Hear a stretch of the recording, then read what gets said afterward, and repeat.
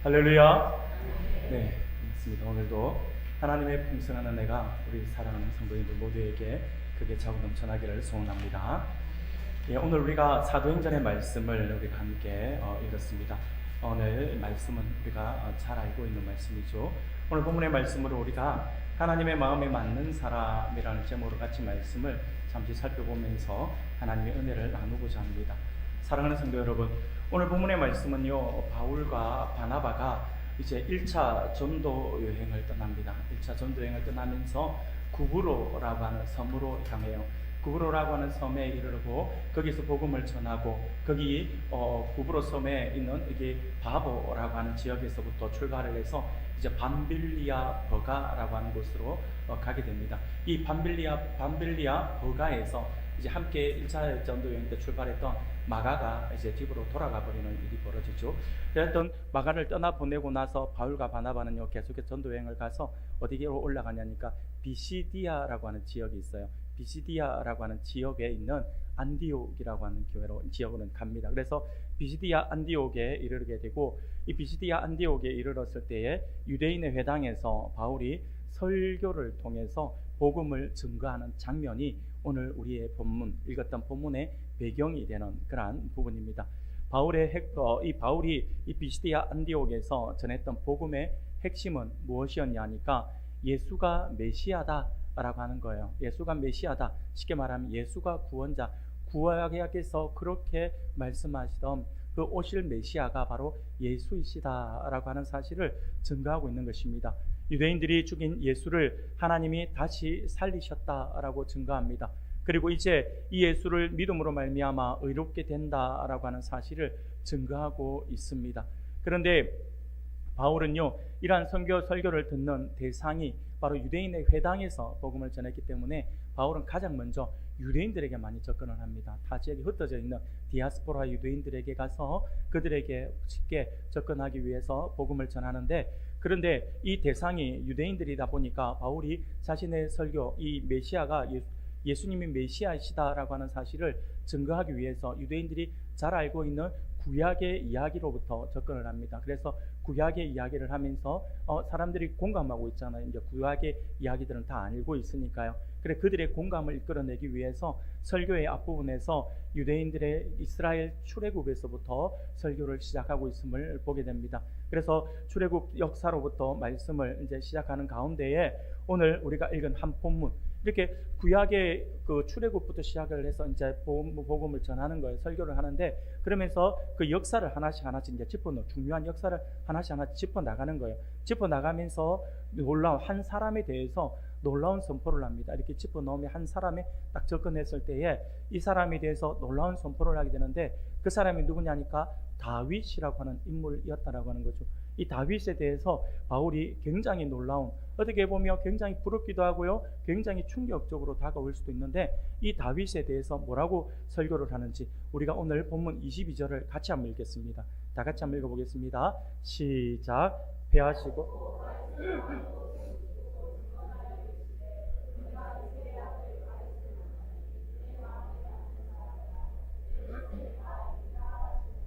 아멘. 사랑하는 여러분, 지금 바울이 무슨 이야기를 하고 있습니까? 하나님께서 이스라엘의 초대 왕이었던 사울을 패하시고 다윗을, 그 다음 왕으로 다윗을 세우셨는데, 이 다윗에 대하여서 하나님께서 평가하기를 그냥 다윗을 세웠다, 아니면 나의 사람을 세웠다, 이 정도로 끝나는 것이 아니라 내 마음에 맞는 사람이다 라고 평가를 하고 있다라고 하는 거죠. 사랑하는 여러분, 하나님의 백성이라고 한다면, 우리 성도라고 한다면, 내가 하나님을 따르는 사람들이라고 한다면 참으로 우리가 바라고 소망해야 될 이 이야기, 정말 부러움을 사는 이야기가 아닐까. 하나님께서 우리를 보시면서, 우리 한 사람 한 사람을 보시면서 하나님께서 보시고 내 마음에 딱 맞는 사람이다 라고 하는 평가를 해주신다면 그것보다 더 큰 칭찬이 있을까요? 그와 같은 이야기들은 우리 그리스도인들이라고 한다면 다 받고 싶은 칭찬이에요. 옆에 있는 사람의 평가가 아니라 하나님으로부터 내 마음에 딱 맞는 사람이야, 이런 이야기를 듣고 싶어 하는 것이 우리 성도들의 마음일 것입니다. 그런데 우리가 소망하는 그것을, 그 평가를 지금 다윗이 받고 있다라고 하는 거죠. 여러분, 그러면 바울이 이렇게 평가하고 바울이 이렇게 이걸 설교를 하고 있는 이 내용이 바울 자신이 보기에 다윗이 그러한 사람처럼 보였기 때문에 그렇게 평가를 하고 있는 것일까요? 아니에요. 이것은요, 바울 스스로가 평가를 하고 있는 것이 아니라 하나님께서 사무엘을 통해서 이미 먼저 말씀을 해주신 그 말씀을 바울이 지금 인용하고 있는 거예요. 우리가 한번 살펴볼까요? 사무엘상 13장 14절이에요. 우리가 같이 읽겠습니다. 시작. 지금은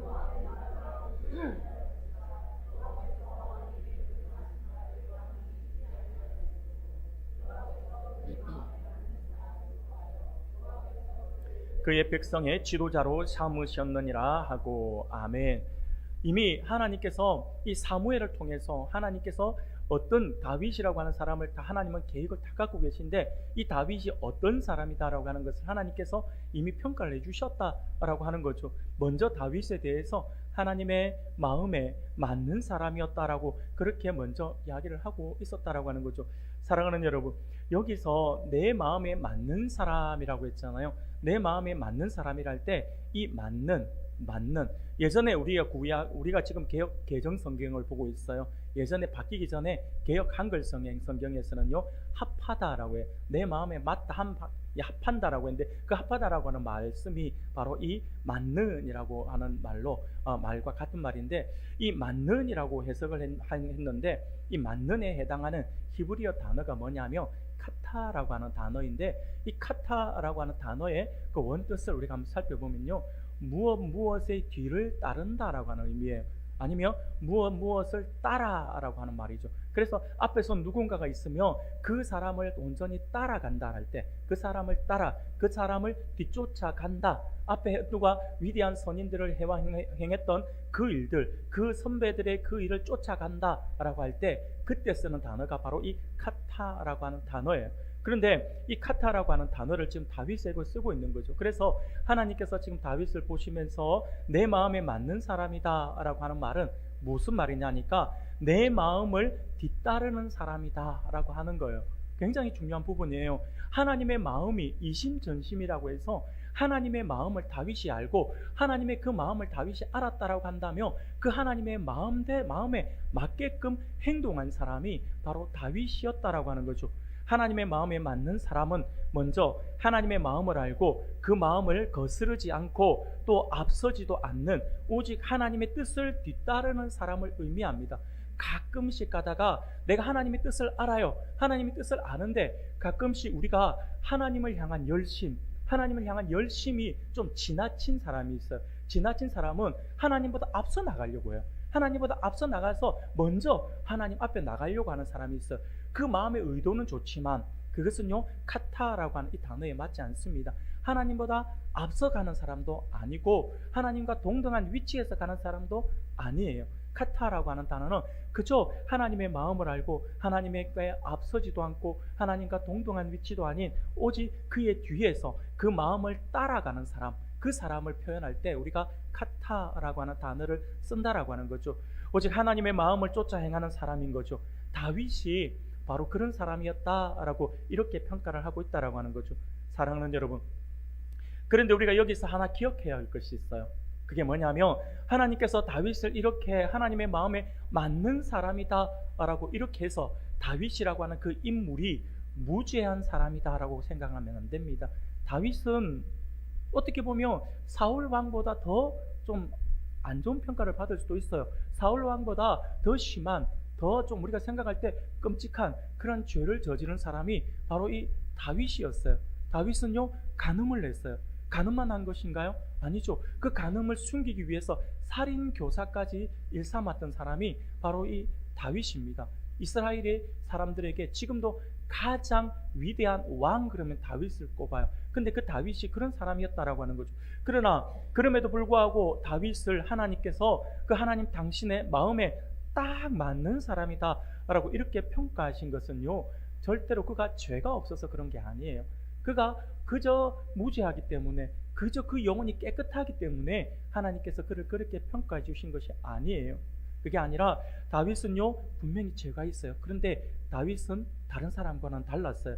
어떻게 달랐느냐 하니까 다윗은요 자신의 그 죄를 깨달았을 때는요 철저하게 회개했다라고 하는 거죠. 눈물로 통해 자복하고 다시는 그 죄를 범하지 않았다라고 하는 거예요. 그래서 다윗은요, 죄를 깨달았을 때는 철저하게 회개를 했어요. 무엇보다 그가 비록 왕이지만, 다윗이 왕이잖아요. 다윗이 왕이지만 하나님께서 자신의 진정한 왕이 되신다라고 하는 사실을 알고 있었다라고 하는 거예요. 나의 신분이 왕인데 나는 그저 하나님께서 세워준 청지기에 불과하고 진짜 나의 왕은 그분이시다라고 하는 것을 고백하는 삶을 살았다라고 하는 거죠. 하나님 보시기에 얼마나 기쁠까요?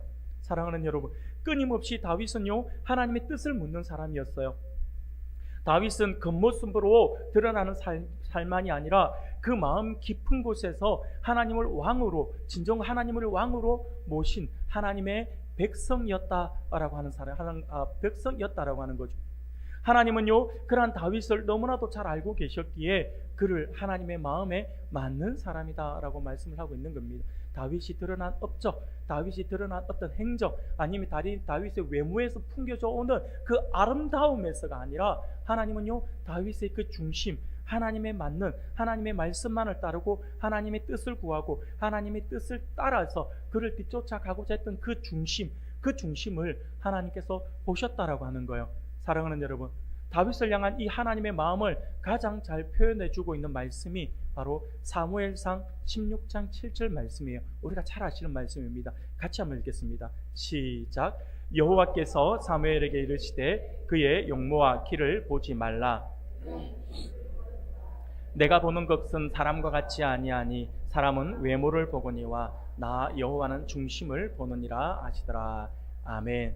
사랑하는 여러분, 다윗을 평가할 때요, 다윗의 외모가 뭐 아름답다, 아리답다, 아니면 미쁘다 이렇게 표현해요. 다윗이 아마 굉장히 좀 이게 오늘날로 치면 뭐 이게 아이돌이라고 이야기하잖아요. 그냥 미소년 이렇게 이야기할 정도로 그렇게 예뻤던 것 같아요. 그러니까 여러분, 다윗이 이새의 막내 아들이잖아요. 그러면 다윗이 그렇게 뭐 출중한 외모를 가지고 있었다라고 하는 말은 그의 위에 형들도 출중한 외모를 가지고 있었다라고 하는 게 아버지의 그 DNA가 같이 있으니까요. 그래서 엘리압을 딱 봤을 때에 사무엘이 깜짝 놀란 거예요. 첫째 아들 엘리압을 보고, 와, 그래, 하나님께서 사울을 패하시고 세우려고 한 사람이 이 사람이구나. 딱 외모에서 풍겨져 나오는 그게 딱 누가 봐도 장군감이고 누가 봐도 이스라엘의 지도자감이다라고 하는 것을 사무엘이 느낀 거죠. 그래서 이 사람 때문에 하나님께서 나를 보내셨구나 라고 해서 엘리압에게 기름을 부으려고 했을 때에 하나님께서 아니다라고 말씀하신 거예요. 그게 바로 16장 사무엘상 16장 7절의 말씀인 거죠. 그를 버렸다라고 이야기하는 거예요. 그를 버렸다라고 하는 말은 그가 아니다라고 하는 거예요. 그러면서 하나님 하시는 말씀이 사람은 외모를 보거니와 나 여호와는 중심을 보느니라 라고 말씀을 하셨다라고 하는 거죠. 사랑하는 여러분, 그렇습니다. 하나님의 마음에 맞는 사람은요, 외모의 출중함이나 성장 배경, 학문의 정도, 사회적 지위 등의 나의 힘과 나의 능력, 그리고 이루어온 어떤 업적이나 공적 등의 겉으로 드러난 어떤 모습이 하나님의 마음에 드는 사람이 아니라 하나님의 중심은, 하나님께서 그 사람의 중심을 보시는 하나님께서 그 중심이 어떠하다라고 하는 것을 보시고 그것을 만족해 하시면서 하나님의 마음에 맞는 사람이다 라고 이렇게 평가를 하신다라고 하는 거죠. 하나님께서 지금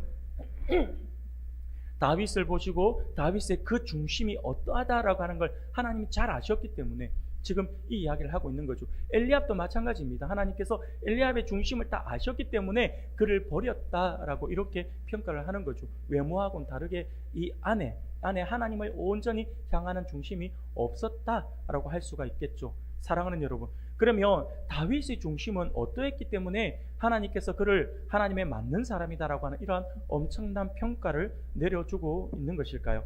그것을 우리는요, 다윗이 아직 어린 소년일 때에 펼쳤던 국가의 명운이 걸린 싸움이라고 할 수 있는 골리앗과의 싸움을 통해서 하나님의 마음에 맞는 사람이라고 평가를 받았던 그 다윗의 중심이 어떠했는지를 우리가 함께 살펴볼 수가 있는데, 오늘 이 시간에는 한 몇 가지로 그것을 한번 살펴보면서 우리 또한 하나님의 마음에 맞기 위해서, 하나님의 마음에 합당한 사람이 되기 위해서 어떤 중심을 가져야 될 것인가에 대해서 우리가 생각해보고 하나님의 은혜를 누리면서 그 마음을 갖고자 다짐하는 시간이 되었으면 좋겠습니다.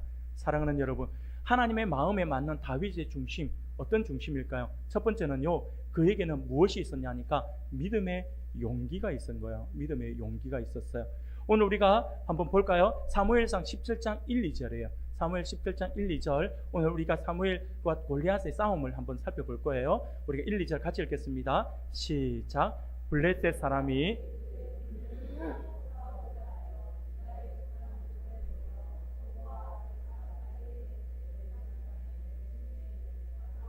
이스라엘 사람들이 모여서 엘라 골짜기에 진치고 블레셋 사람들을 대하여 전열을 벌였으니. 아멘.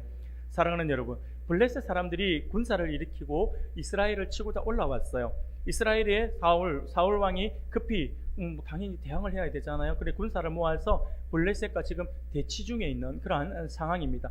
이때에 블레셋의 거인족이라 할 수 있는 가드 사람 골리앗, 그 유명한 장수 골리앗이 등장합니다. 골리앗을 등장을 해서 본격적인 싸움에 앞서서 블레셋 군사의 사기를 올리기 위해서 나와서 이스라엘을 자극해요. 이스라엘 자극하는데 뭐라고 이야기하냐니까, 누구든지 자신 있는 사람이 있으면 나와서 자신과 1대1의 맞짱을 한번 떠보자라고 하는 거예요. 그래서 1대1에 먼저 싸움을 하고 내가 이기면 뭐라고 해요? 17장 9절에 보면 이렇게 외쳐요. 제가 읽어드리겠습니다. 이게 다 골리앗이 외친 거예요. 그렇게 한 명을 내보내면 그가 나와 싸워서 나를 죽이면 우리가 너희의 종이 되고, 만일 내가 이겨 그를 죽이면 너희가 우리의 종이 되어 우리를 섬길 것이라 라고 이렇게 이야기를 합니다. 문제는 이 지금 골리앗이 거대한 거인족이었기 때문에, 거대하기 때문에 골리앗은 자신이 있었던 것 같아요. 그래서 아무나 한 명 나온나라고 하는 거예요. 나와서 하고 1대1로 먼저, 굳이 다 같이 피 흘리면서 죽일 필요가 없이 우리 1대1로만 대표만 싸워서 그냥 그걸로 끝내자, 지금 이 이야기를 하고 있는 거죠. 그러면서 지금 이스라엘 백성들을 향하여 외치는 거예요. 그러면 누구든지 상대편 이스라엘 군사들 입장에서는 이 이야기를 들으면 기분 나빠해야 되는 거죠. 그래서 아마 사울왕 입장에서는 우리 중에는 장수가 없는가? 누가 가서 저 골리앗의 목을 가져올 사람이 없는가? 라고 분명히 외칠 거예요. 근데 문제가 있어요. 뭐냐면 골리앗이 너무 거대해가지고 너무 두렵다라고 하는 거예요. 블레셋과는 달리 이스라엘에는 이를 대적할 만한 용기를 가진 사람이 없었던 듯 합니다. 골리앗의 외모와 위용에 짓눌려서 모두가 크게 놀라 두려워 감히 앞으로 나서는 사람이 없었다라고 하는 거죠. 서로 눈치만 보고 있는 그런 상황입니다. 이러한 상황이 자그마치 40일이나 지속되고 있었는 그런 상황인 거죠. 그렇게 40일 동안 골리앗은 매일같이 나와서 아침 저녁으로 지금 이스라엘을 지금 끌고 있는 거예요. 굉장히 모욕하면서 자존심을 막 건들고 있는 거예요. 그런데 이스라엘 군사에서는 진영에는 아무도 지금 거기에 대해서 찍소리도 못 하는 거예요. 누가 서로 나가라 할까봐 무서워가지고 눈도 못 마주치는 그런 상황이다라고 하는 거죠. 이때에 다윗이 등장합니다. 다윗이 아버지 이새의 심부름으로 그 전장의 그 현장에 찾아온 거예요. 찾아와서 이 상황을 목격한 거예요. 근데 여러분, 우리가 잘 알고 있는 것처럼 다윗은요, 어릴 때부터 여호와 하나님에 대한 신앙을 갖고 있었던 그러한 친구예요. 그렇기 때문에 이 다윗은요, 어릴 때부터 하나님의 살아계심과 하나님이 우리의 목자 되신다라고 하는 사실을 너무나도 잘 알고 있었던 그러한 사람인 거죠. 다윗은요, 그래서 지금 이 상황이 이해가 안 되는 거예요. 자기 입장에서는 볼 때에. 아니, 말이 되냐고. 아니, 어떻게 저 인물이 나와서 하나님의 군대를 이렇게 모욕하지? 라고 하는 거예요. 다윗의 귀에는 이것이 하나님의 이스라엘 백성들, 이스라엘 군사를 모욕하는 소리로 들린 것이 아니라 내가 믿는 나의 하나님을 모욕하는 소리로 들려지고, 그리고 그의 백성인 내가 지금 모욕을 당하는 것 같은 느낌을 받았다라고 하는 거예요. 그래서 다윗이 뭐라고 이야기를 합니까? 다윗이 그 상황, 이해할 수 없는 이 상황 속에서 다윗이 물어보는 거예요. 사무엘상 17장 26절이에요. 우리 같이 읽겠습니다. 시작. 다윗이 곁에 서 있는 사람들에게 말하여 이르되, 사람을 죽여 이스라엘의 치욕을 제거하는 사람에게는 어떠한 대우를 하겠느냐? 이 할례받지 않은 블레셋 사람이 누구이기에 살아계신 하나님의 군대를 모욕하겠느냐? 아멘. 이 다윗이 들었을 때 이게 하나님을 모욕하는 것이고 하나님의 군대를 모욕하는 것이고, 그리고 자기의 모욕으로 들려졌다라고 하는 거죠. 그래서 다윗은요, 안 되겠다, 누구도 나서지 않는다면 나라도 나서야겠다라고 하는 그 마음이 지금 들었다라고 하는 거죠. 그래서 이 사람들에게 물어본 거예요. 아니, 어떻게 이렇게 있을 수 있지? 라는 생각에 지금 이 질문을 해본 겁니다. 어떻게 하나님의 백성으로서 하나님의 군대를 결성한 이스라엘이 이 말도 안 되는 상황 속에서 골리앗의 모욕의 말을 듣고도 그 누구 하나 나서는 사람이 없지라는 생각이 들어서 나라도 나서야겠다라고 하는 생각을 한 거죠. 분명 다윗의 눈에도요, 여러분들 중요하게 보셔야 될 것이 이거예요.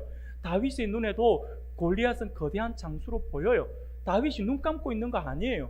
다윗이 지금 골리앗이 작아 보인다 해서 이렇게 하지는 게 아니에요. 다윗도 똑같은 사람의 눈을 가졌잖아요. 다윗도 골리앗이 거대한 장수로 보이고 자신은 아직 전쟁에 차출될 수도 없을 만큼 어린 나이다라고 하는 것을 알고 있어요. 그런데 아버지의 심부름을 전장으로 올 정도니까 너무 어린 것은 아니에요. 10대예요, 10대. 10대의 다윗이에요. 이 10대의 다윗이 그것을 보면서 자기도 연약하다라고 하는 거 알고 자기도 블레셋 그 골리앗과 싸워서 안 된다라고 하는 사실을 잘 알고 있어요. 잘 알고 있음에도 불구하고 이 싸움에 승산이 없다라고 하는 걸 알고 있으면서도, 그래서 다윗은 잘 알고 있으면서도 이렇게 싸움에 임하는 거예요. 우리가 그걸 어떻게 알 수 있냐면, 다윗은요 싸움에 나설 때 물매를 챙기잖아요. 물매를 챙기고 물맷돌을 함께 챙겨요. 그런데 우리가 잘 알고 있는 것처럼 다윗은 물맷돌을 몇 개를 챙깁니까? 5개를 챙겨요. 많은 사람들이 왜 5개를 챙겼을까? 왜 5개를 챙겼지? 근데 쓰기는 1개밖에 안 썼잖아요. 그러면 5개를 왜 갖고 갔지? 막 이런 생각 하잖아요. 이게 다윗이 가지고 있었던 마음이에요. 어떤 마음이냐 하니까 내가 골리앗과 싸워서 내가 한 방으로 쓰러뜨릴 수 있다라는 생각을 안 하는 거예요. 왜냐하면 저 골리앗이 너무 거대하기 때문에 내가 이길 수 있을지 확신도 못 하겠고, 내가 한 방 날린다 해서 그것이 정확하게 급소에 맞을지 안 맞을지도 모르겠고, 여러 가지 생각을 하는 거예요. 그럼에도 불구하고 내가 나서야겠다는 지금 용기를 가지는 거죠. 그래서 이 물맷돌 5개를 챙기는 거예요. 다윗은 스스로도 자신이 한 방에 골리앗을 쓰러뜨릴 거라는 생각을 하지 않았다라고 하는 거예요. 그래서 한 번이 안 되면 2번을 던질 것이고, 2번이 안 되면 3번을 던질 것이고, 그렇게 하겠다라고 생각을 한 거죠. 그러다가 내가 골리앗에 잡혀서 죽더라도 나는 죽으면 죽으리라 라고 하는 그 심정으로 이 물맷돌 5개를 챙겨서 전장에 나간 것이다 라고 하는 거예요. 사랑하는 여러분, 그러면 다윗은 자신이 생각해봐도 승산이 없을 것 같은 이 싸움에 왜 어린 자신이 이렇게 나서고자 한 것일까요? 왜 다윗이 지금 이 싸움을 통해서 노리고 있는 게 뭘까요? 우리가 생각할 때에 다윗은 하나님을 믿었기 때문에, 만군의 여호와의 이름으로 나간다고 하나님을 믿었기 때문에 하나님께서 이 싸움에서 나에게 승리를 주실 것이다라고 확신 때문에 이렇게 나갔다라고 생각을 하지만, 물론 그것은요 맞는 말이에요. 근데 그것은 결과론적이에요. 우리가 결과를 알고 나니까 그렇게 해석을 할 수 있는 거예요. 그런데 우리가 지금 당장에 다윗이 입장이 되어서 다윗의 그 상황 속에 들어가 보자고요. 들어갔을 때 정말 그런 마음을 쉽게 가질 수 있냐고요. 못 가져요. 우리는 연약한 인간이기 때문에 하나님께서 나를 이기게 해주실 거야 라고 해도 도저히 현실적으로 내가 서 있고 나보다 2배 이상의 그것도 어떤 키를 가지고 있는 그가, 2배는 될지 모르겠지만 어쨌든 거대한 그가 어떻게 그와 싸울 수 있지? 여러분, 우리가 이게 심리적으로 다윗은 굉장히 작게 묘사가 되고, 우리가 그러잖아요. 이 싸움에서 다윗은 작게 묘사가 되고, 그리고 골리앗은 거대하게 묘사가 돼요. 오늘 오후 시간에 우리가 함께 다윗 영화를 보러 갈 때 이 애니메이션 속에서도 아마 그렇게 묘사될 거예요. 다윗은 작은 아이로, 골리앗은 거대하게 이렇게 묘사될 거예요. 이게 뭘 이야기하고 있냐면 그만큼 차이가 났다라고 하는 거예요.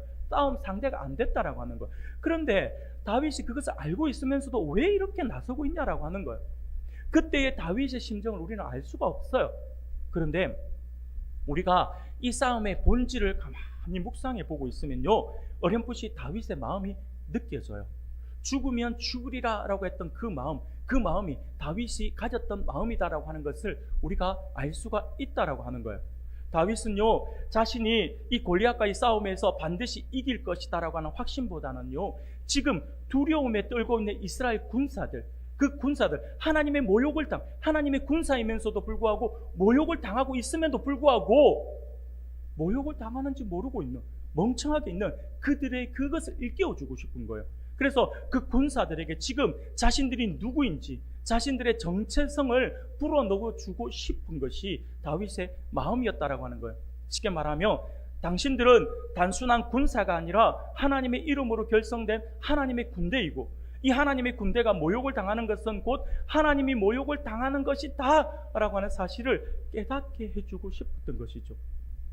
그리고 그 일을 위해서 누군가의 희생이 필요한데 그 희생 내가 하겠다라고 하는 게 이게 다윗의 마음이었다라고 하는 거죠. 군사들의 두려움을 용기로 바꾸어 주고자 싶은 그 마음이 가진 거예요. 여러분, 이게 그냥 단순한 생각이 아니에요. 왜냐하면 역사 속에서 수많은 전쟁을 통해서 보면 그 전쟁사에 보면 이런 일들이 비일비재하게 일어나고 있어요. 우리나라의 전쟁사만 한번 볼까요? 우리나라 전쟁사에도 이와 같은 일이 있어요. 언제냐면 삼국시대에 신라와 백제의 마지막 싸움이라고 할 수 있는 황산벌 전투라고 하는 게 있어요. 그렇죠? 황산벌 전투에서 신라군은 5만 군사예요. 그리고 백제군은요 5천 결사대라고 하잖아요. 5천 군사예요. 그런데 이 5천 명과 5만 명이 싸우는데 번번이 신라군이 패합니다. 신라군이 계속 싸워도 안 되니까 신라군 속에서는 무슨 마음이 드냐니까 안 되겠다. 와, 저 백제군 독하다. 도저히 우리가 싸워서 넘어갈 수 있는 존재가 아니야 하면서 싸울 때마다 지니까 그 사기가 땅에 떨어지는 거예요. 그러면서 이제 더 싸우면 이제 내가 죽을 수도 있겠다라는 생각이 드는 거예요. 그래, 두려움 속에서 감히 싸움에 나서지를 못하는 거예요. 이때 신라에서 마지막으로 낸 그런 이게 전술이 있어요. 그게 뭐냐니까 어린 화랑인 관창을 내세우는 거예요. 여러분 역사 속에서 아시죠? 관창을 희생시켜서 결국 관창이 죽어요. 관창이 죽으면서 신라군의 낙심과 두려웠던 그 두려움이 용기로 바뀌어져요. 용기로 바뀌어져서 결국 마지막 전투에서 신라군이 이기게 되고 그래서 백제가 무너지게 되는 거죠. 이게 그와 아주 유사한 이야기를 할 수 있습니다. 뿐만 아니에요. 우리나라 여러분들 많이 보셨을 건데 우리나라 영화사에 1762만 명이라고 하는 엄청난 관객수를 동원했던 명랑이라고 하는 영화가 있어요. 그 명랑이라고 하는 이 영화를 보면 우리가 잘 알고 있는 것처럼 이 명랑이라고 하는 영화는요 조선군 판옥선 13척과 일본 외선 133척이라고 하는 이 말도 안 되는 이 싸움에서 대승리를 거둔 이순신 장군의 그 활약을 그린 영화가 바로 이 명랑이죠. 그런데 이 영화를 가만히 보면 그 대사에 아주 유명한 대사들이 많이 나오는데 그 대사에 제가 아직도 생생하게 기억되어지는 대사가 하나 있어요. 그게 뭐냐니까 이제 명랑이 전쟁이 벌어지기 출전하기 전날 이 아들, 이순신 장군의 아들 이회라고 하는데 이 이회와 이순신 장군이 대화를 나눕니다. 대화를 나누는데 그게 뭐냐니까 두려움과 용기에 대한 대화를 나누어요. 그래서 거기서 이순신 장군은요 전세의 어떠함과 상관없이 지금 군사들 안에 독버섯처럼 퍼져있는 두려움이 가장 큰 문제다라고. 숫자가 많다 적다가 아니라 더 큰 문제는 군사들이 가지고 있는, 지금 우리 군사들이 가지고 있는 이 패배의식, 이 독버섯처럼 퍼져있는 이 두려움이 문제다라고 이렇게 걱정을 하는 거예요. 그러면서 이순신 장군이 뭐라고 이야기하냐면 만약 두려움을 용기로 바꿀 수만 있다면 그 용기는 100배, 1000배 큰 용기로 배가 되어 나타날 것이다 라고 이렇게 이야기를 합니다. 그러자 아들 회가 뭐라고 이야기하냐면 아버지 그러면 어떻게 그 두려움을 용기로 바꿀 수 있단 말입니까? 라고 질문을 해요. 이때 이순신 장군이 한마디를 합니다. 뭐라고 이야기하냐면 죽어야겠지 내가, 이렇게 이야기를 합니다. 자신이 앞장서서 죽음으로 말미암아서 군사들의 사기를, 그 두려움을 용기로 바꾸어 줄 수 있다라고 하는 거예요. 여러분 우리나라가 베트남 전쟁에서 우리나라 군사들이 파견돼요. 그러면서 베트남 전쟁사에서 많이 남아있는 수많은 전투 가운데에서 가장 많이 기억되어지는 게 우리나라 맹호부대라든지 우리나라의 이 전투부대였다라고 이야기를 하더라고요. 베트콩들이 가장 무서워했던 존재가 누구냐니까 우리나라 군인이었다라고 하는 거예요. 왜 그러냐라고 했더니 미군 같은 경우는 예를 들어 다른 연합군들은 전쟁이 일어나 앞에 전우들이 죽잖아요. 죽으면 나도 죽으면 어떡하지 하면서 두려워서 앞으로 나가지 못하는데 우리나라 사람들은 이상한 DNA를 가지고 있어가지고 옆에 있던 전우가 죽어요. 그럼 두려워해야 되는데 옆에 있는 전우가 죽으면 갑자기 으악 하면서 돌변해가지고 갑자기 총을 들고 앞으로 전진한다라고 하는 거예요. 아니 얘네들은 맞으면 맞을수록 더 전진해 오는 거예요. 너무 무섭게 다가오는 거예요. 왜? 옆에 있는 사랑하는 내 친구가 죽으니까, 내 전우가 죽으니까 이 원수 내가 갖고 말 거야 하면서 총알이 핑핑 날라오는데도 뛰어들어가더라고 하는 거예요. 이게 무슨 말일까요? 여러분 이게 바로 그 이야기예요. 지금 다윗이 노렸던 그것이 바로 이거예요. 다윗의 마음이 이와 같은 마음이었을 수도 있다라고 하는 거죠. 사랑하는 여러분, 그러나 우리가 잘 알고 있는 것처럼 다윗은 지금 죽으러 가는 거예요. 죽으면 죽겠다라고 하는 거 마음 심정으로 갑니다. 그런데 우리가 알고 있는 것처럼 하나님의 계획은 그렇지 않죠. 하나님의 계획은요 다윗을 통한 하나님의 새로운 왕국을 건설하는 거예요. 그래서 다윗이 거기 싸움에서 죽지는 않는다라고 하는 거예요. 이건 본인은 몰라요. 근데 하나님은 계획을 갖고 계시는 거잖아요. 그래서 오늘날도 그런 이야기 하잖아요. 여러분 두려워하지 마세요. 내가 사명을 다 이루기 전까지 나는 안 죽어요. 이런 이야기 자주 하잖아요. 그거예요. 다윗은 여기서 죽겠다라고 하는 심정으로 달려들었지만 하나님은요 그를 보호하시는 거예요. 그래서 5개의 물맷돌을 다윗은 챙기지만 하나님은 1개만 있으면 되는 거였죠. 그 한 방으로 지금 골리앗을 제압하게 해주셨다라고 하는 거죠. 사랑하는 여러분, 만약에 여러 개 5개를 다 가지고 와서 5개를 다 던져가지고 다 맞아가지고 죽었다, 골리앗이 쓰러졌다라고 한다면 어떻게 사람들이 해석을 할까요? 그러면 하나님의 기적같이 그 은혜로 이겼다라고 생각할까요? 아니에요. 10번째가 안 넘어가는 나무 없다라고 하는 것처럼 다윗이 여러 번 때리니까 쓰러졌다 이런 생각을 할 수 있어요. 그렇기 때문에 하나님께서는요 그거 아니라 단 한 방으로 거인 골리앗을 제압하게 해주셨다라고 하는 거죠. 하나님의 도우심과 역사하심이 아니고서는 이룰 수 없다라고 하는 사실을 분명하게 보여주셨다라고 하는 거죠. 그게 바로 골리앗과의 싸움이에요. 사랑하는 여러분, 다윗에게는 이런 용기가 있었어요. 죽으면 죽겠다라고 하는 이 용기가 있었다라고 하는 거예요. 그는 분명히 자신의 연약함을 알았고요, 골리앗의 거대함도 알았어요. 그러나 그는 하나님의 군대의 모욕은 곧 하나님의 모욕으로 여겨졌고 그 하나님의 모욕으로 여겨서 두려움 속에서도 용기를 내어서 그 싸움에 임할 수 있었다라고 하는 거죠. 결국 하나님께서 그의 그 용기를 들어 쓰시고 그러므로 말미암아 수천 년이 지난 지금까지도 가장 극적인 싸움에서의 승리로 사람들의 기억 속에 남아있게 하셨다라고 하는 거예요. 이와 같은 거룩한 그 용기를 가진 다윗의 그 중심이 하나님의 마음에 맞는 다윗의 모습이었다라고 하는 거예요. 두 번째로 하나님의 마음에 맞는 다윗의 중심에 무엇이 있었을까요? 그것은요 사랑입니다. 하나님을 향한 뜨거운 사랑이었어요. 40일 동안 밤낮으로 골리앗에게 시달렸던 이스라엘 군대였고 사울 왕이었습니다. 그런데 갑자기 이스라엘 진영에 난리가 난 거예요. 소동이 벌어진 거예요. 전부 다 침묵만, 40일 동안 침묵만 하고 있는 거. 누군가 혹시 나의 이름을 거론하면서 막 하나님 갑자기 왕이 나보고 나가라 할까봐 왕과 눈도 못 맞추고 그냥 꼬리를 내리고 있는 그 상황 속에서 갑자기 소동이 일어났는데 40일 동안 두려움에 사로잡혀 서로 눈치만 보고 꿀먹은 벙어리가 되어 있었던 이스라엘 진영에 갑자기 누군가가 골리앗과 싸우겠다라고 하는 사람이 등장한 거예요. 이 소식을 들었을 때 사울의 기분이 어땠을까요? 얼마나 반가웠겠습니까? 그래서 너무나 기쁜 나머지 사울은요 그 장수를 불러드립니다. 마지막이 될 수도 있는 그 출전에서 자신이 위로하고 용기를 좀 북돋워 줘야겠다라고 하는 그 의도로서 그를 불러드려요. 그래서 장수를 기다립니다. 아마도 사울은요 이렇게 기다리면서 이런저런 기대를 했을지 몰라요. 그 장수가 누구일까? 내가 아는 장수일까? 우리 군사 가운데 그럴 만한 장수가 있나? 이런 생각, 나도 모르는 무명의 어떤 장수인가? 라고 하는 생각을 하면서 그를 기다렸을지 모릅니다. 그런데 정작 자신의 눈앞에 나타난 사람은요 장수가 아니라 아직 전쟁에 차출되지도 못할 나이의 다윗이었다라고 해요. 청소년 다윗이었다라고 하는 거죠. 여러분, 다윗을 본 순간 사울의 기분이 어땠을까요? 순간 제가 가만히 생각해 보니까 사울이 얼마나 짜증났을까 생각했을 수도 있어요. 아무리 요즘도 문제지만 과거도 그랬을 수도 있어요. 아무리 10대들이 겁이 없다지만 이거 아니지 않나? 이런 생각을 할 수 있어. 아무리 겁 없는 10대라 하더라도 이거 좀 아니잖아 라는 생각이 들어 막 짜증이 확 올라올 수도 있어요. 아마 제가 사울왕의 입장이면요 걔를 보면서 짜증도 내겠지만 옆에 있는 다른 신하들 보면서 짜증을 냈을 것 같아요. 아니 똥인지 된장인지 구분이 안 돼, 지금 이게 장난이야, 막 이런 소리를 할 것 같아요. 그러면서 얼마나 지금 짜증이 났겠냐라고 하는 거죠. 사리 판단 안 되냐고 호통을 쳤을 것 같아요. 사울도 그런 마음이 아니었겠습니까?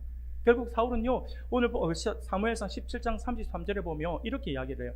사울이 다윗에게 이르되 내가 가서 저 블레셋 사람과 싸울 수 없으리니 너는 소년이요 그는 어려서부터 용사임이라 라고 이렇게 말씀을 하면서 이야기를 하면서 다윗을 돌려보내고자 하는 거예요. 여러분, 어떻게 보면 사울의 이 이야기는요 굉장히 어떤 합리적인 기준으로 지금 다윗을 판단한 거예요. 이 사울의 판단이 틀렸다고 말하는 사람은 아무도 없을 거예요. 10대를 앞에 내세워가지고 이건 아니지 않나? 라는 생각을 할 수 있다라고 하는 거예요. 골리앗은요 강력한 용사였고 다윗은 그저 아버지 심부름물론 소년이었을 뿐이었다라고 하는 거죠. 그런데 사울의 이 평가가 정말로 합리적인 판단이고 합리적인 평가였냐라고 하는 부분들에 대해서는 우리가 의심을 해봐야 됩니다. 사울이 이렇게 평가했다라고 하는 기준이 뭐냐면 바로 외모였기 때문이다라고 하는 거죠. 나중에 골리앗도 자신과 싸우기 위해서 나온 다윗을 보면서 뭐라고 이야기하냐면 사무엘상 17장 42절에 이렇게 이야기를 해요. 제가 읽어드리겠습니다. 그 블레셋 사람이 둘러보다가 다윗을 보고 업신여기니 이는 그가 젊고 붉고 용모가 아름다움이라 라고 이렇게 말을 하죠. 골리앗도 다윗의 외모를 보며 업신여겼다라고 하는 거죠. 그래서 어떻게 보면 사울 왕과 골리앗의 눈은 같은 눈이었어요. 그 눈으로 자기가 가진 합리적인 기준을 가졌고 그 기준으로 다윗을 지금 판단했다라고 하는 거예요. 사랑하는 여러분, 영원한 생명을 소유한 그리스도인들과 그 생명과 무관한 삶을 살아가고 있는 비그리스도인들의 생각은 완전히 다른 것이어야 합니다. 영원한 생명도 영원한 나라에 대한 소망도 없는 사람들은요, 이 땅에서 보는 눈에 보이는 것, 그 외모에서 풍겨져 나오는 그것이 전부일 수 있어요. 그러니까 그들은요, 눈에 보이는 대로 이 세상을 판단하고 이 세상을 살아가는 거예요. 그런데 우리 하나님의 백성이 그리스도인들은 그렇게 살아가서는 안 됩니다. 왜냐하면 우리는 세상 사람들의 눈에 보이지 않는 또 다른 것을 보는 눈을 가지고 있기 때문에 그렇습니다. 다윗이 그랬다라고 하는 거죠. 사람들은 거인 골리앗을 위험이 눈에 보여서 그 위험에 싸워보지도 않고 두려움에 사로잡혀서 떨고 있을 때에 다윗은요, 하나님의 군대가 모욕을 당하고 있는 모습이 보였고, 이는 하나님의 모욕을 당하고 계신다라고 하는 것으로 느껴졌다라고 하는 거죠. 그것은 다윗으로 하여금 단순히 하나님이 모욕당하는 것만으로 여긴 것이 아니라 참을 수 없는 다윗 자신의 모욕으로 느껴졌고, 그리고 그 모욕감이 다윗 안에 거룩한 분노로 바뀌어서 그 분노가 일어나게 만들었다라고 하는 거죠. 그 분노가 용기로 바꾸어진 거죠. 그래서 자신을 희생해서라도 하나님을 하나님의 자리에 다시 올려야겠다라고 하는 그 용기를 다윗이 낼 수 있었다라고 하는 거죠. 사랑하는 여러분, 그렇다면 다윗이 이렇게 엄청나게 말도 안 되는 용기를 낼 수 있었던 그 근거가 도대체 뭘까요? 좀 더 구체적으로 그 용기, 다윗의 용기는 어디에서 비롯된 것일까요?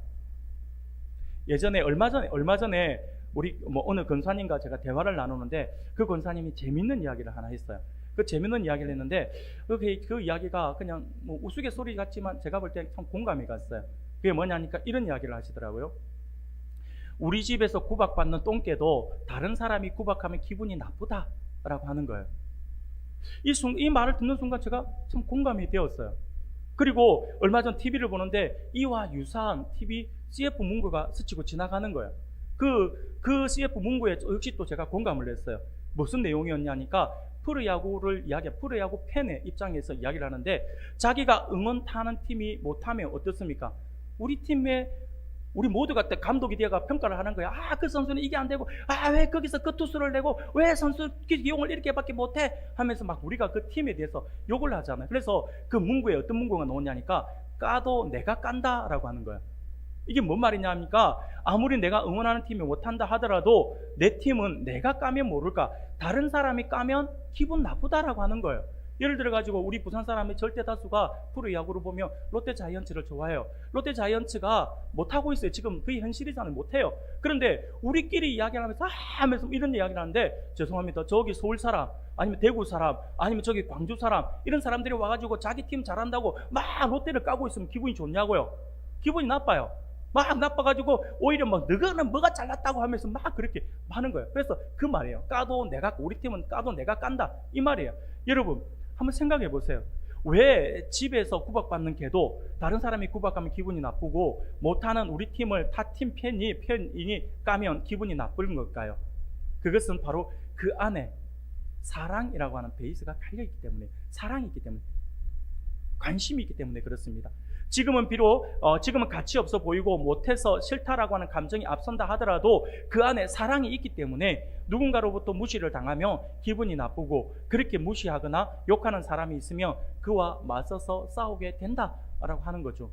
사랑하는 여러분, 이러한 점에서 우리가 살펴보면 우리 안에 용기는 대부분 많은 부분에서 사랑에서부터 비롯된다라고 할 수가 있습니다. 너무 사랑하기 때문에 두렵고 싫은 길도 선택을 하게 되어 있습니다. 너무 사랑하기 때문에 겁이 나고 떨리는데도 어려운 일을 감당하는 그 사람들의 모습을 우리가 볼 수가 있다라고 하는 거예요. 부모님들이 대부분 이 마음들을 가지고 있잖아요. 내가 지금 처해 있는 상황 속에서 아빠의 입장에서 직장에서 나보다 어린 사람 같고 나보다 못한 사람 같은데 나의 위에 있으면서 이거 해라 저거 해라 막 지시를 하고 내가 하는 것마다 안 좋은 평가를 하고 있으면 어떻습니까? 기분 나쁘잖아요. 짜증나잖아요. 에이씨 그냥 때려치우고 말지 막 이런 생각 하잖아요. 정말 가기 싫잖아요. 가기 싫어요. 그럼에도 불구하고 그 다음 날이면 여지없이 갑니다. 이유가 뭡니까? 가족 때문이죠. 살아가는 가족 때문에 그래요. 엄마들도 마찬가지예요. 모든 게 다 싫어, 모든 게 다 짜증나고 하기 싫을 때가 있어요. 청소하는 것까지도 왜 내가 이걸 내 혼자 다 해야 돼? 하면서 막 짜증을 날 때도 있어요. 그럼에도 불구하고 여지없이 아침이 되면 준비를 합니다. 식사 준비도 하고 청소도 하고 다 하세요. 이유가 뭘까요? 사랑 때문이에요. 사랑 때문에 그 모든 것을 한다라고 하는 거죠. 우리가 이렇게 한번 생각해 볼까요? 만약에 어느 집에 화재가 났어요. 화재가 났는데 화재 속에서 빠르게 그 화재를 대피해서 가족들이 밖으로 나온 거예요. 밖으로 나왔는데 가만히 이제 불이 빨리 왜 소방차가 안 와? 그럼 막 기다리고 있는 찰나에 갑자기 옆에서 소리가 들려요. 뭐라 하니까 아이가 한 명 안 보인다라는 소리가 들린다는 거예요. 아이가 한 명 안 보인다 소리 들으면 그 소리를 들었던 엄마나 아빠 어떻게 할까요? 기다려봐! 소방차가 올 거고 소방대원이 올 거니까 좀 기다려봐 하실 부모님 계신가요? 없습니다. 불 안 가리죠. 그러면서 그 불길 속으로 뛰어들 거예요. 왜? 내 아이가 거기 있으니까요. 그게 여러분들 불이 두렵지 않아서가 아니야. 이까지 불면 없어지지. 막 그까이까 내가 막 내 몸이 빠르니까 싹싹싹 피해가지고 들어가서 애 구해오면 되지. 이런 생각으로 들어가는 걸까요? 아니에요. 불은 누구에게나 다 두려워요. 그럼에도 불구하고 그 불에 뛰어들어가는 이유가 뭡니까? 사랑이에요. 사랑 때문에 그 용기가 생긴다라고 하는 거죠.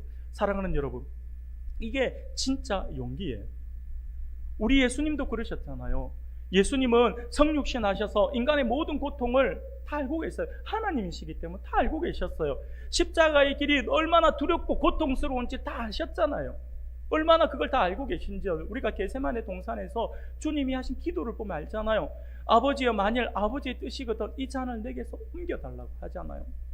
그러고는 그 다음에 뭐라고 이야기하십니까? 그러나 내 원대로 마옵시고 아버지의 원대로 되기를 원합니다라고 하는 거예요. 여러분, 주님이 왜 그러셨을까요? 예수님이 왜 모진 십자가의 고통 기꺼이 지시고 그 순환을 받아들이신 그거 왜 하셨을까요?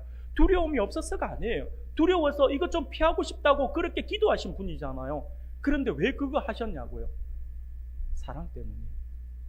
우리를 향한 사랑 때문이에요. 그 사랑 때문에 순종을 선택하셨다라고 하는 거죠. 그 사랑 때문에 그 고통을 당하겠다라고 하는, 감내하겠다라고 하는 용기가 있었다라고 하는 거예요. 우리를 향한 그 사랑 때문에 두렵고 고통스러운 십자가의 길을 끝까지 걸어가셨다라고 하는 거죠. 그러므로 예수님을 따르는 우리도 자기를 부인하고 자기 십자가를 지는 삶을 살아야 한다라고 하는 거죠. 그게 바로 신앙이고 그게 바로 제자로서의 삶이라고 할 수가 있을 것입니다. 사랑하는 우리 성도 여러분, 우리 안에 주님의 이 크신 사랑이 함께하기를 소원합니다. 우리 안에 사랑이 있을 때에 믿음의 용기가 나타나고 불가능해 보이는 선택과 결정을 할 수 있게 됩니다. 두려운 일을 해낼 용기는 사랑 안에서 나옵니다. 하나님을 사랑하기 때문에 하나님의 뜻을 외면할 수 없기 때문에 두려움 속에서도 순종의 길을 선택하게 된다라고 하는 거죠. 오늘 다윗 안에 바로 하나님을 향한 이 사랑이 넘쳤다라고 하는 겁니다. 그것이 바로 하나님의 마음을 감동케 했고 하나님의 마음에 맞는 사람이라고 하는 평가를 받을 수 있는 다윗의 중심이었다라고 하는 거죠. 사랑하는 성도 여러분, 오늘 하나님께서 겉으로 드러나는 외모나 조건, 세상의 스펙이 아니라 우리의 중심을 보고 계심을 믿으시길 바랍니다. 하나님께서 찾으시는 하나님의 마음에 맞는 사람은 죄가 없는 완벽한 사람이 아닙니다. 비록 연약하고 넘어질 때가 있을지라도 그 즉시 하나님 앞에 납작 엎드려 회개하고 내 인생의 진정한 왕이신 하나님을 인정하면서 그분의 뜻을 뒤따르는 사람, 그 사람입니다. 그러므로 골리앗과 같은 거대한 세상의 벽과 두려움 앞에서도 굴복하지 않고 나갈 수 있는 믿음의 용기, 그리고 세상이 하나님을 모욕하고 무시할 때 거룩한 분노를 느끼면서 하나님의 그 이름을 위해 나설 수 있는 하나님을 향한 뜨거운 사랑이 오늘 저와 여러분들의 중심에 있기를 소원합니다. 사랑하는 여러분, 그러므로 오늘 한 주간, 이번 한 주간 우리가 살아갈 것인데요, 이번 한 주간 우리의 삶의 현장에서 골리앗과 같은 두려운 상황을 우리가 만나게 된다고 한다면 눈앞의 현실을 보지 말고 나를 위해 십자가를 지신 주님의 그 크신 사랑을 바라볼 수 있기를 바랍니다. 그 사랑 안에 그 사랑의 힘을 입어서 거룩한 용기를 낼 수 있고 세상 속에서 하나님의 마음에 맞는 자로 살아가는 참된 예배자이자 제자의 삶을 살아가는 우리 모든 성도님들이 다 되시기를 주님의 이름으로 축원합니다. 아멘.